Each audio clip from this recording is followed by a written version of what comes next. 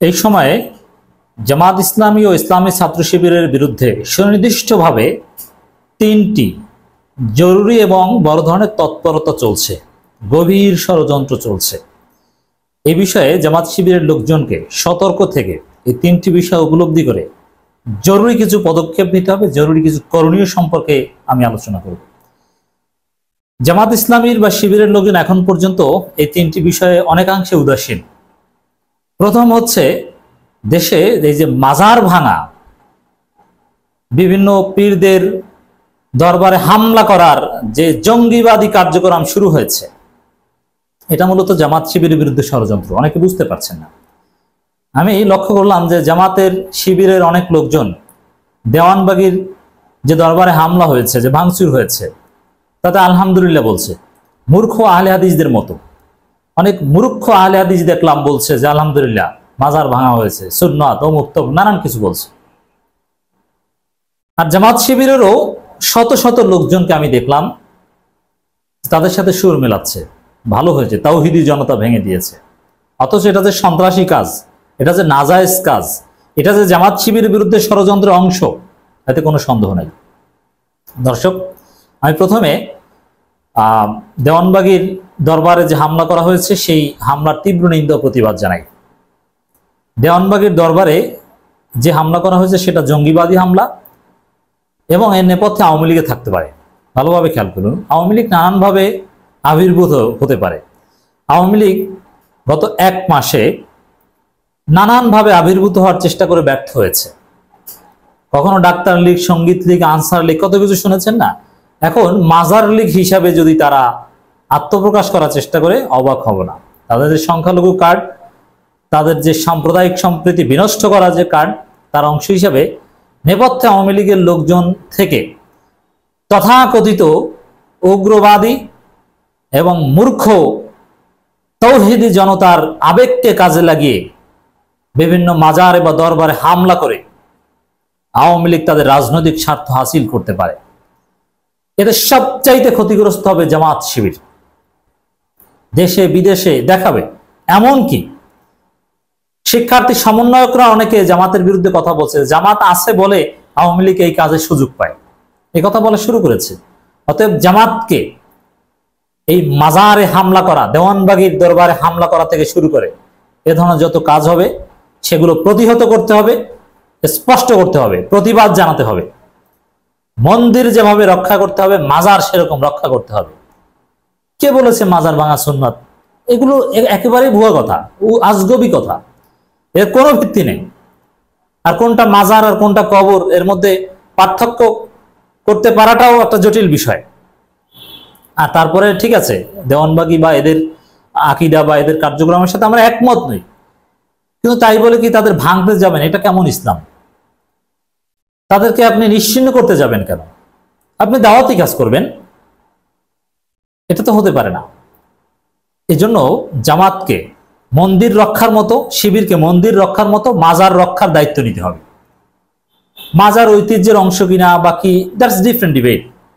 কিন্তু বাংলাদেশে যত সেক্ট আছে সবাইকে নিরাপদে থাকার ব্যবস্থা জামাতকে করতে হবে।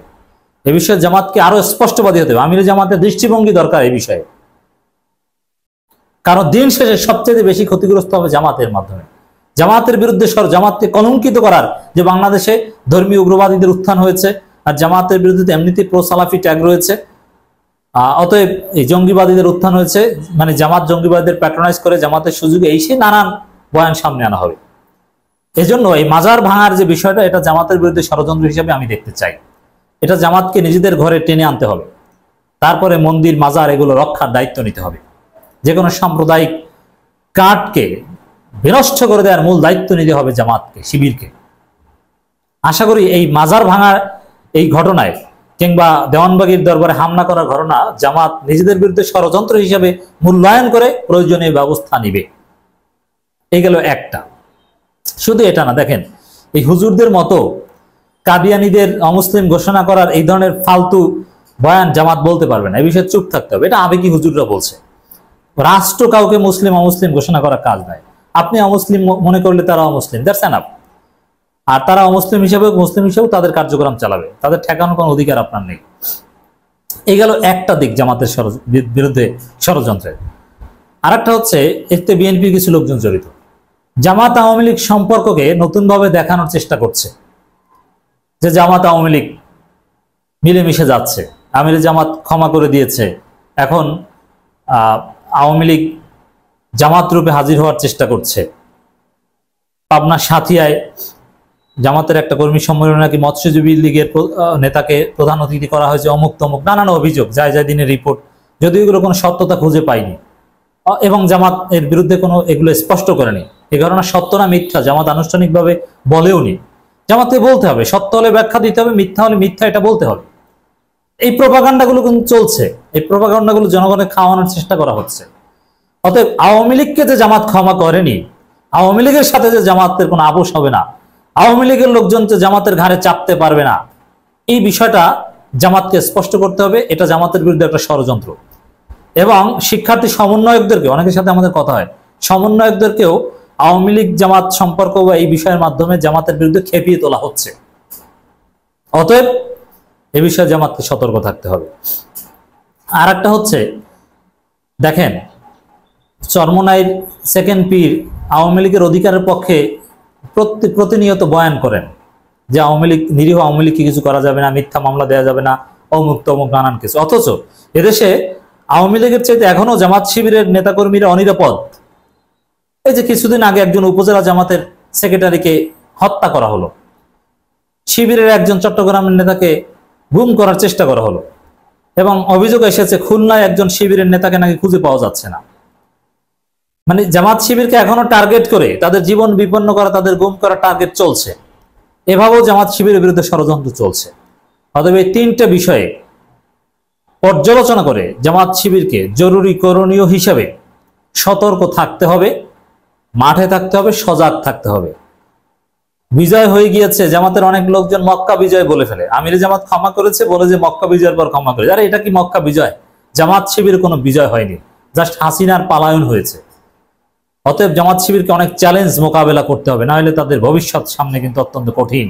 নারায়ণগঞ্জ মহানগরী জামাত ইসলামের নেতৃবৃন্দকে বলবো, শিবিরের নেতৃবৃন্দকে বলবো, আপনারা দেওয়ানবাগ ভিজিটে যান। দেওয়ানবাগ, কুতুববাগ বা এরকম যত বিতর্কিত দরবার আছে, যেমন আটরশির নেতৃবৃন্দ কিন্তু আমিরে জামাতের সাথে বৈঠক করেছিল, তা আটরশিও তো ভ্রান্ত। তো দেওয়ানবাগ, কুতুববাগ ভ্রান্ত, সেটা ভ্রান্তের জায়গা, সেটা আলাদা বিষয়। কিন্তু অধিকার সবার, এবং জামাত শিবিরকে সবার অধিকারের জন্য এখন কাজ করতে হবে। নারায়ণগঞ্জ মহানগরী জামাত শিবির নেতৃবৃন্দের উচিত দেওয়ানবাগী দরবার শরীফ সফর করা এবং তাদেরকে আশ্বস্ত করা যে আমরা আপনাদের পাশে আছি, আপনাদের নিরাপত্তার জন্য আমরা ভূমিকা পালন করব। এবং স্পষ্টত আবারও বলছি, এই মাজারে হামলার পেছনে জঙ্গি এবং আওয়ামী লীগ দায়ী। আপনি খুঁজুন, এর পেছনে আওয়ামী লীগ পাবেন। আর এখন পর্যন্ত আওয়ামী লীগ না পেলেও সামনে দেখবেন যে আওয়ামী লীগের লোকজন মাজার ভেঙে মাজার রক্ষক সেজে রাজনৈতিক ফায়দা হাসিলের চেষ্টা করছে। অতএব মাজার ভাঙার যে বিষয়টা, এটা ধর্মীয় বিষয় না, এটা রাজনৈতিক বিষয়। আর মূর্খ আহলে হাদিসরা এগুলো বুঝছে না। আর জামাত শিবিরের একদল লোক এতে আলহামদুলিল্লাহ বলছে যে মাজার ভাঙছে। কে বলেছে? আপনি কিসের ধর্ম বুঝছেন?